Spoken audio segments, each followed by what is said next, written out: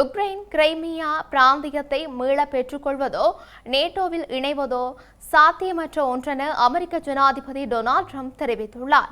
Ukraine ஜனாதிபதி Volodymyr ஜெலன்ஸ்கியுடனான சந்திப்பிற்கு முன்னதாக அவர் இந்த கருத்தை வெளியிட்டுள்ளார். உக்ரைன் ஜனாதிபதி வோலோடிமிர் செலன்ஸ்கி விரும்பினால் ரஷ்யாவுடனான போரை முடிவுக்கு கொண்டுவர முடியும் எனவும் டொனால்ட் ட்ரம்ப் குறிப்பிட்டுள்ளார். வெள்ளை மாளிகையில் டொனால்ட் ட்ரம்புடனான சந்திப்பிற்காக உக்ரைன் ஜனாதிபதி வோலோடிமிர் செலன்ஸ்கி வாஷிங்டனை சென்றடைந்துள்ள நிலையில் அவர் இந்த கருத்தை கூறியுள்ளார். இதனிடையே உக்ரைனுக்கு வலுவான பாதுகாப்பு உத்தரவாதங்களை வழங்க விளாடிமிர் புட்டின் இணங்கியுள்ளதாக டொனால்ட் ட்ரம்பின் விசேட பிரதிநிதி ஸ்டீவ் விட்கோஃப் கூறியுள்ளார். நேட்டோ பாணியிலான பாதுகாப்பு ஏற்பாடுகளும் இதில் அடங்கியுள்ளதாகவும் அவர் குறிப்பிட்டுள்ளார்.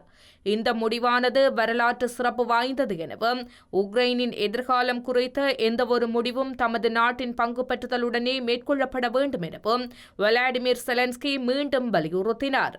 இந்த நிலையில் வாஷிங்டனில் நடைபெறும் பேச்சுவார்த்தையில் பிரித்தானியா, ஜெர்மனி, பிரான்ஸ், இத்தாலி மற்றும் பின்லாந்து தலைவர்கள் உட்பட ஐரோப்பிய தலைவர்களும் கலந்து கொள்வதாக அறிவித்துள்ளனர்.